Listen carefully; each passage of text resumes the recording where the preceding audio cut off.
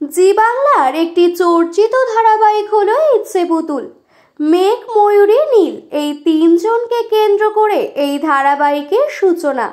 ধারাবাহিকটি দর্শকদের কাছে বেশ জনপ্রিয় হয়ে উঠেছে।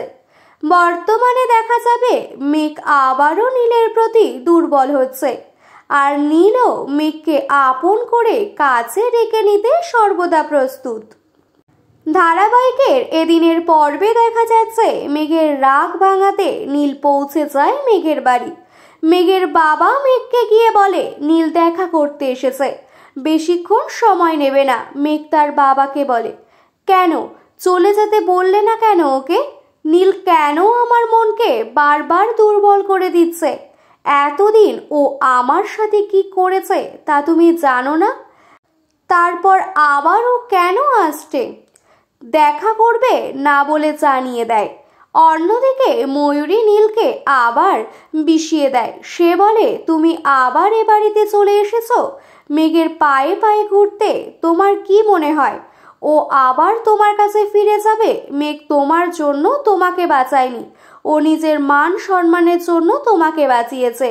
তুমি যদি জেলে যাও ওর মান সম্মান হানি হবে। শুধু তাই নয়, ময়ূরী মেঘ আর যিশুরও প্রসঙ্গ তোলে। মেঘ আর ময়ূরীর কথাতে পাত্তা দেয় না, সে তার লক্ষ্যে স্থির।